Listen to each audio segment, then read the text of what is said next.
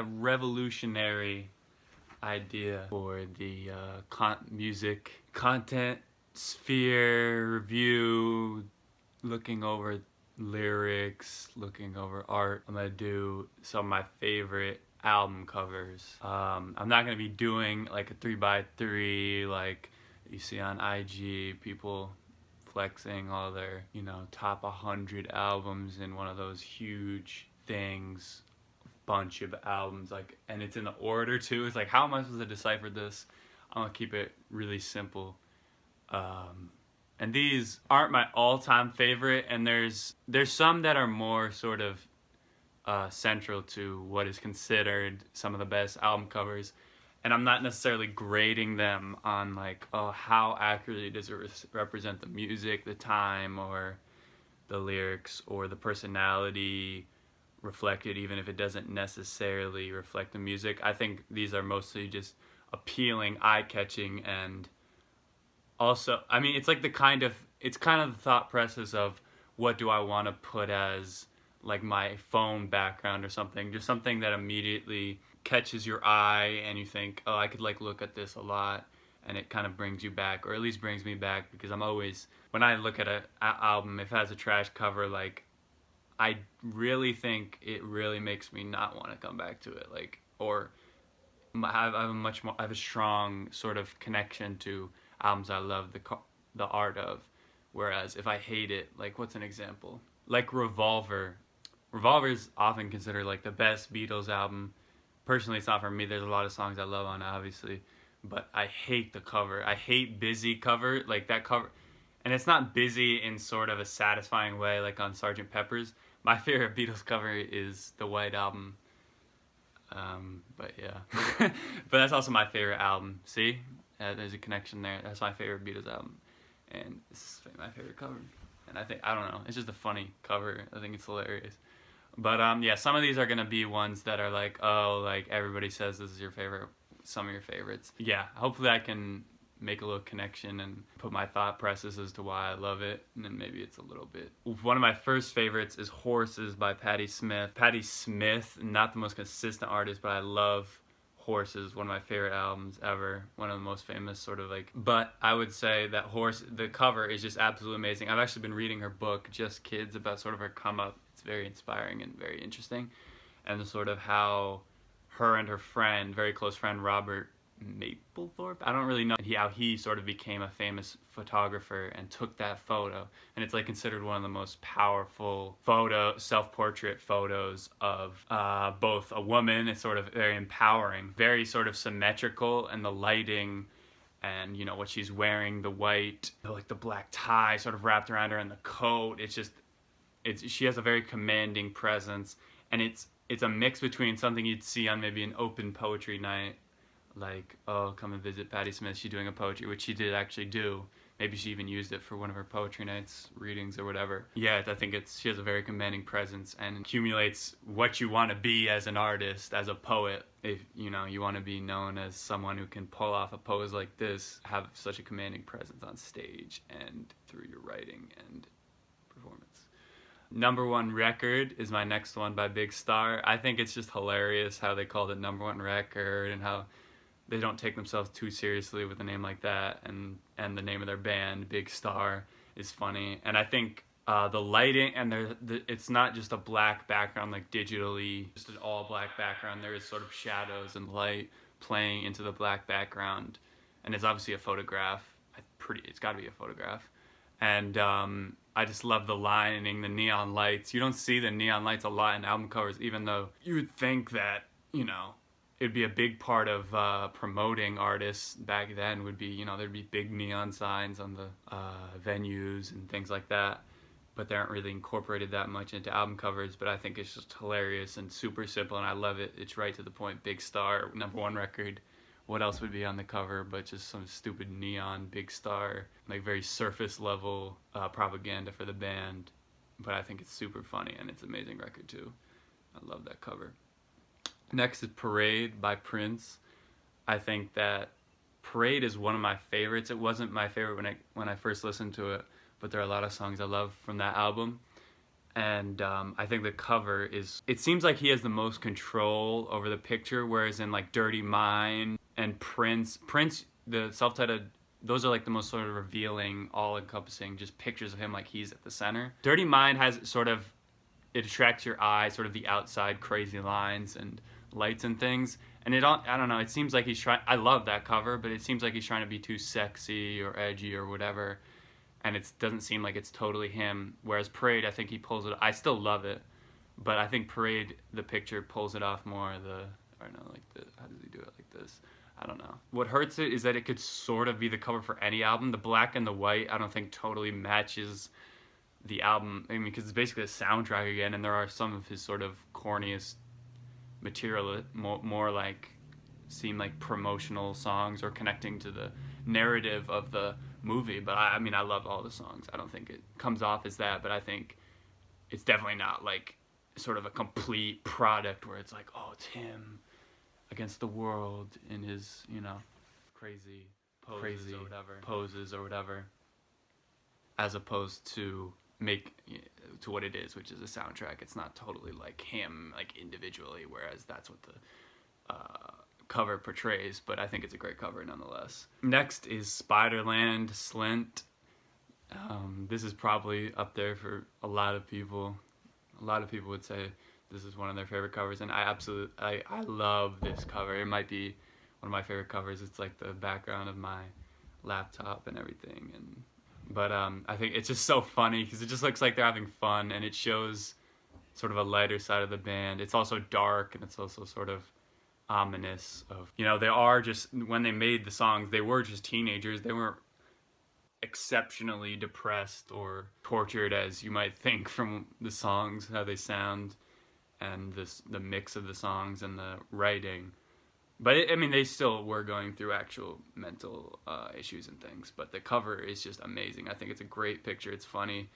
The main guy in the middle, like with this, like maybe a face I could make as someone that age.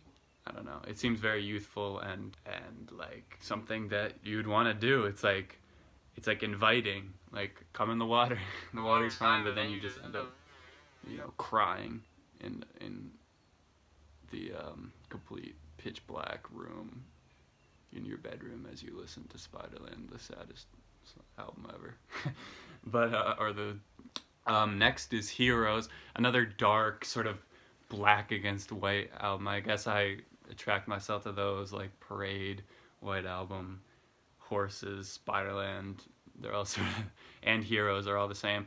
Heroes is one of my favorite records ever, but I think Heroes is very interesting. It's probably his best cover because it still has Bowie as the center, but unlike records like Hunky Dory and Ziggy Stardust, he's not totally, or he's totally in the middle.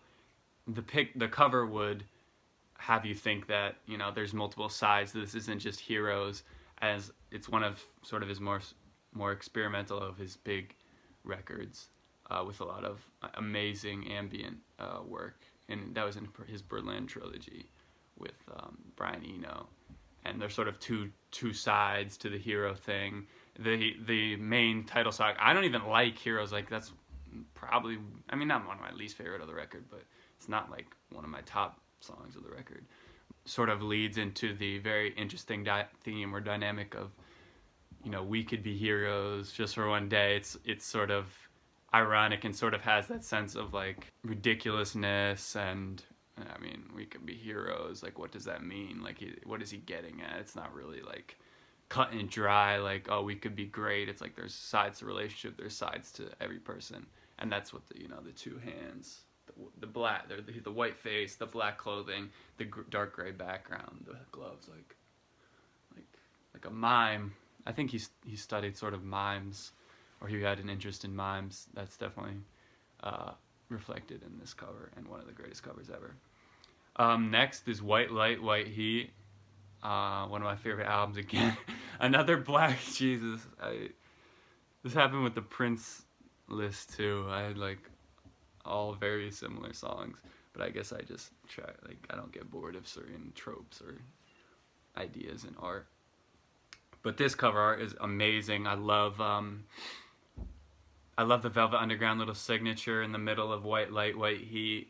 It's sort of has the white light, white heat up on top, and I think the text is balanced very well, and sort of there aren't necessarily there's sort of two sides to this record. The sort of very long, foreboding, dark tales of the gift and the operation, and the drug use, and then this, Sister Ray probably drugged up, romp through prostitutes and getting picked up by the police and all this crazy stuff, as opposed to, it's kind of all dark though. It's kind of all just a song created definitely while. And what I love about this is the sort of gray, grainy, black, white shadows of the background, and then in the foreground, in the bottom left corner, there's like that pirate flag. It's so weird. Or maybe it's like a toxin flag, or like it's so light you can't even really see it on the cover sometimes, but I think it's just so foreboding, and you never thought it was gonna go well for the listener or any of the characters in the story, but or the true stories maybe. That foreboding skull is just like, oh shit, like what am I getting into? And there's a lot of tension and dark passages of this record, and I think that flag really reflects that and is very interesting. I've never seen another cover like that. Next, a little happier one, Let's Get It On, Marvin Gaye. I think Marvin Gaye has a lot of good covers. Trouble Man I like. What's Going On is a good one. I don't really like the one that's like the Greek like statue. I don't like that one. But I love Let's Get It On. That's my favorite cover by him. I love the sort of bubbly font that's sort of like on Trouble Man and on probably a lot of R&B records at the time. And then him, like, you see all these blurred pictures like nowadays, like the Weeknd singles and like the Earl Sweatshirt album, some rap songs where they're like, and then they, take the blurred picture or whatever and make that a big thing. But this, I mean, there'd probably been people who've done it before, but I think it's really funny, sort of just screaming like, let's get it on. Let's cut out the, bullshit, like let's get to it, which is, kind of what the record's about. I don't know, I guess there's sort of this underlying, because when you think about how the songs are written, it's like, let's get it on, come get to this, like, it's sort of very insistent and almost aggressive, which is reflected in the crazy, waving visualization of him with his red hat, and the crazy red hat, waving his head. I love it. Just like, let's go crazy. Love that album cover. Next is Incredible Jazz Guitar of Wes Montgomery. This is a very basic cover. I don't know a lot about this record's release. I think this is sort of like a compilation record even, but it's one of my favorite jazz records. Probably my favorite. I don't listen to a lot of jazz, but it's probably my favorite jazz record. Incredible Jazz Guitar of Wes Montgomery. And I think it's just an amazing photograph of like an instrumentalist. It focuses on him, which is interesting because I would think that the photo of an instrumentalist as talented as him probably heralded as like one of the best jazz guitarists. And I think there's like basically no focus on the guitar. It's just him sort of standing there gazing off. It's just a very powerful sort of trance that he's in. He just looks like he's ready to play, and that's all it's about. But it's also sort of focused on his features. His features are brought out in the lighting. I think it's just a very powerful picture. Like if I had that picture of myself like that, like that'd be amazing. That'd be like all my profile pictures, everything. I'd have it framed. I'd have fucking a wallpaper of a bunch of squares this big, just like all. That'd be that picture. If I had a picture that great as that. Incredible Jazz Guitar of Wes Montgomery. That's a great record and a great cover. Next, The Unseen, Quasimodo, Madlib, same person. I'm not in love with Quasimodo. I obviously love Madlib, a lot of great records that he's put out, obviously. Hip-hop legend. I'm not totally in love with Quasimodo, but this cover is so funny. It has I like the scope. It's not too busy. I don't like city scene cover arts or anything. But I like sort of there's the overpass, and then there's the fucking, McDonald's sign with the Q, and it says Quasimodo, the Unseen or whatever, instead of McDonald's. And then he's in the car. It's sort of like the black figure in the like pink car, and the colors are played with really well here, like the yellow, green, pink, gray overpass. and he's in the car with the fucking sequencer, like just making beats. Like the police are after him. He's like, gotta stop making all this great music, Quasimodo, or whatever. It's about the unseen though. I'm not in love with the record. I like the record. Probably my favorite Quasimodo record, but amazing cover. I think it's super funny and fun to look at, and I want to get that shit on vinyl. Next, Liquid Swords. Sorry, this is going to be a longer video, but these are sort of a lot of my favorite records, and I just wanted to bring them all together. Liquid Swords is one of the great... I mean, that's definitely my favorite Wu-Tang solo record, but Liquid Swords is absolutely amazing cover with the chessboard, the G, the first time sort of introducing the G, which is just the W sideways, which is super clever.